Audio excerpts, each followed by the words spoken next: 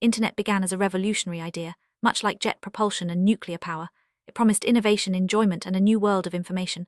But as history has shown, even the best ideas can be twisted. When technology invades privacy and is used to control or harm, it becomes a weapon. This report explores how the internet, once a tool for connection, can be manipulated for deception and destruction, echoing the misuse of powerful inventions throughout history. As we dive in, remember, every tool can be used for good or ill depending on who holds the reins. When a powerful tool is used for illegitimate purposes, the first step for those targeted is to disrupt the command and control of the abusers. This has been true in warfare and now applies to the digital battlefield. The internet, in the wrong hands, can become a means of surveillance, manipulation, and even censorship. The struggle is not just about technology, but about who gets to decide how it's used and for what ends. As we move forward, we'll see how this battle for control plays out in both history and the present day. Recorded history began with the invention of writing, cuneiform in Mesopotamia, hieroglyphs in Egypt, and oracle-bone script in China. These early systems laid the foundation for all modern communication, including the internet. Without the development of writing, the world would lack the tools for sharing ideas, laws, and innovations. Today's digital platforms, like Google and YouTube, are direct descendants of these ancient breakthroughs. Understanding this lineage helps us see how powerful and influential communication tools have always been. Deception often hides in plain sight, using coded messages and secret agendas. The metaphor of the cuckoo bird and the octopus represents those who infiltrate and manipulate from within. Throughout history, especially in times of conflict, deception has been a powerful tool. Hidden messages, misleading broadcasts, and secret codes have shaped events and influenced outcomes. In the digital age, these tactics have evolved but remain just as potent, now amplified by the reach of the internet. During World War II, leaders like Winston Churchill, Franklin D. Roosevelt, Adolf Hitler, and Emperor Hirohito mastered the art of coded communication. Their broadcasts were not just for the public, they contained hidden messages for specific associates, the so-called cuckoo bird and octopus. These coded instructions influenced the course of the war, demonstrating how powerful and dangerous deceptive communication can be. The lessons from this era still resonate today, especially as digital tools make such tactics easier to deploy. Fast forward to the 21st century, and we see the rise of the digital big three: the internet, Google, and YouTube. These platforms have become the new battlegrounds for communication, influence, and unfortunately deception. The creators of these platforms, visionaries like Tim Berners-Lee, Larry Page, Sergey Brin, George Carlin, Chad Hurley, and Steve Chen, could hardly have imagined the scale of their impact or the ways their inventions would be used, both for good and for harm. Internet's creation involved many brilliant minds, from ARPANET's pioneers to Tim Berners-Lee and the founders of Google and YouTube. These innovators built the infrastructure that now connects billions, but with such power comes responsibility. As the internet grew, so did the potential for misuse. Hidden codes, secret communications, and manipulation became easier than ever. The question remains, are these platforms being used to inform and connect or to deceive and control? Simon raises a critical question: is the internet, like nuclear power, being used to communicate with hidden associates while betraying the public? He believes his own YouTube channels have become targets, manipulated to conceal truths and suppress evidence. This isn't just about one person's experience, it's a warning about how easily digital platforms can be twisted to serve secret agendas, often at the expense of transparency and justice. Simon's story highlights a disturbing trend: the censorship of voices that challenge powerful interests. He claims his YouTube channels have been censored, his content blocked, and his evidence hidden. This raises broader questions about who controls online platforms and what happens when those in power decide to silence dissent. The struggle for free expression is as old as communication itself, but the stakes are higher than ever in the digital age. Simon calls on the leaders of the internet, Google and YouTube, to address the alleged censorship and manipulation of his channels. He argues that unauthorized third parties have misappropriated his content, violating his privacy and intellectual property rights. This isn't just a personal grievance, it's a challenge to the accountability of the tech giants who shape our digital lives. The question is, will they respond or continue to operate without oversight? Simon describes the monitoring of his activities through cable networks and internet access as a form of home invasion. He believes his investigation and videos have been targeted, his privacy violated, and his content misused by those with hidden agendas. This scenario raises urgent questions about digital surveillance, personal security, and the boundaries of acceptable behavior in the online world. Simon presents statistical calculations linking the big three to alleged malfeasance. He points to significant dates in the history of the internet, Google and YouTube, suggesting hidden connections to major events like the 9/11 attacks. While these interpretations are controversial, they reflect a broader concern about the power of numbers, patterns, and coincidences in shaping narratives and influencing beliefs. Simon insists that the truth lies in the details, specifically in the date-to-date calculations he presents. He interprets these numbers as evidence of a hidden agenda, linking his personal experiences to major historical events. Whether or not one agrees with his conclusions, the importance of scrutinizing evidence and questioning official narratives remains clear. In a world awash with information, critical thinking is more vital than ever. Simon's story is deeply personal. He traces his journey from Brooklyn, New York to California and Arizona, highlighting moments when he believes he was targeted and manipulated. His experiences raise questions about justice, due process, and the American dream. Was he denied his rights? Was he used as a marker for larger political and religious schemes? These questions form the heart of his investigation. Simon questions whether he received fair treatment during family court proceedings in California. He alleges that law enforcement, attorneys, and even his own legal representatives may have conspired against him. These claims, if true, point to serious flaws in the justice system and highlight the vulnerability of individuals caught in complex legal battles. The search for truth and accountability continues. Simon alleges that a coordinated scheme was orchestrated to remove him from custody of his children. He points to specific individuals, his ex-wife, her husband, and their attorneys, as participants in this plot. The alleged motive, to use Simon as a marker for the 9/11 attacks and to force him into a life of isolation and subservience.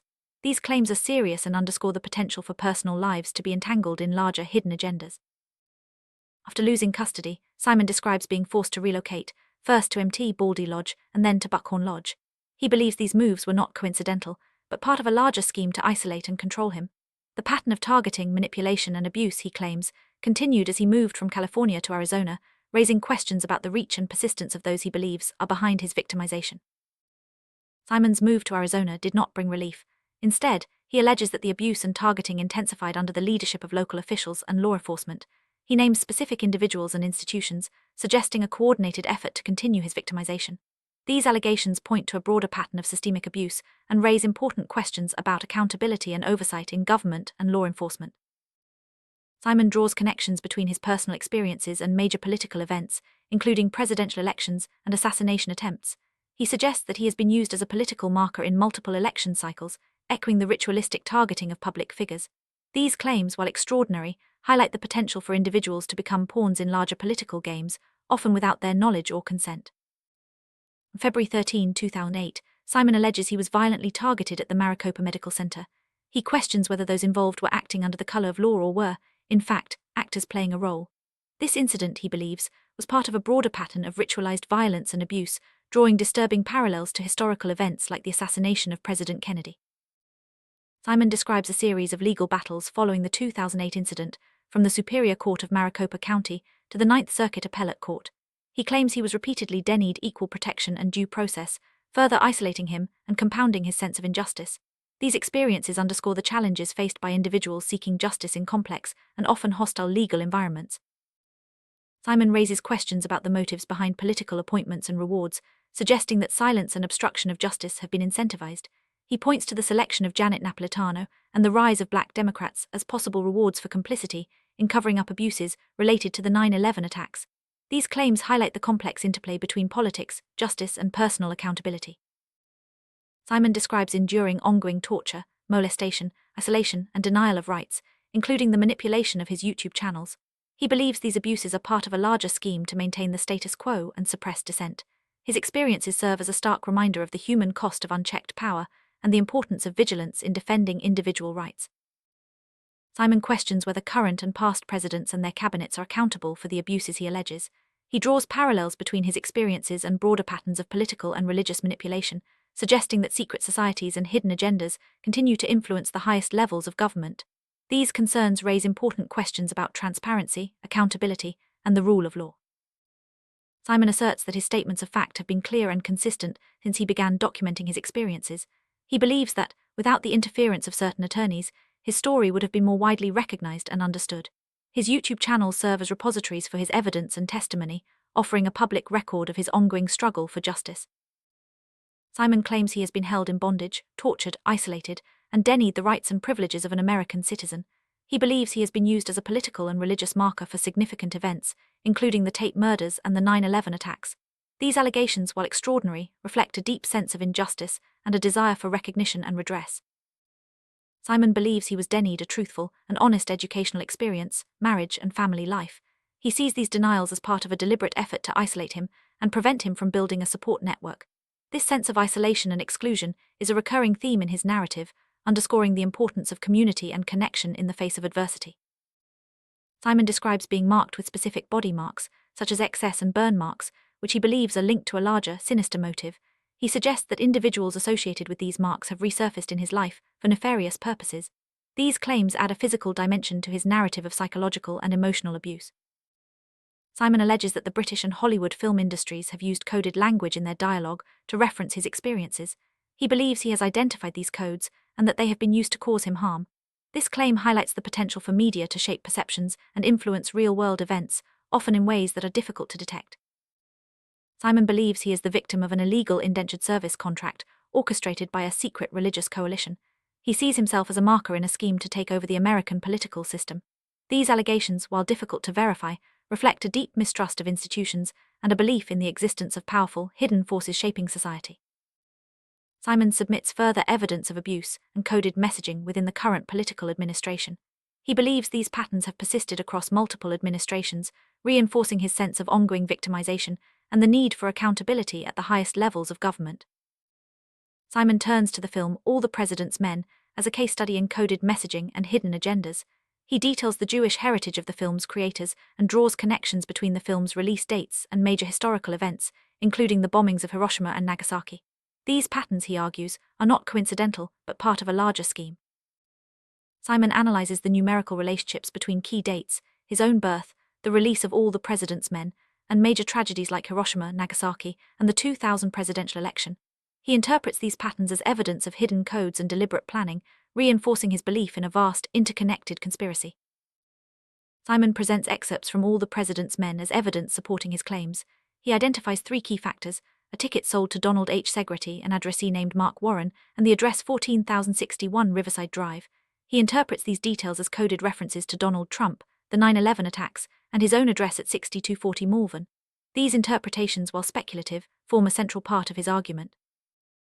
Simon believes another film excerpt identifies what would become Flight 93 on September 11, 2001. He interprets numbers and addresses in the film as coded references to his own experiences and the events of 9/11. These connections, he argues, validate his broader claims about coded messaging and hidden agendas in media and history.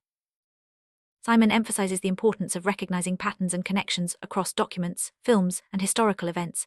He believes that only by acknowledging these patterns can the truth be uncovered and justice achieved. This approach, while controversial, underscores the power of narrative and the human tendency to seek meaning in coincidences. Simon warns about the dangers of unauthorized third-party infiltration of digital platforms like YouTube. He argues that such actions not only violate privacy, but also undermine the integrity of evidence and testimony. Protecting digital content from manipulation is essential for ensuring transparency and accountability in the digital age.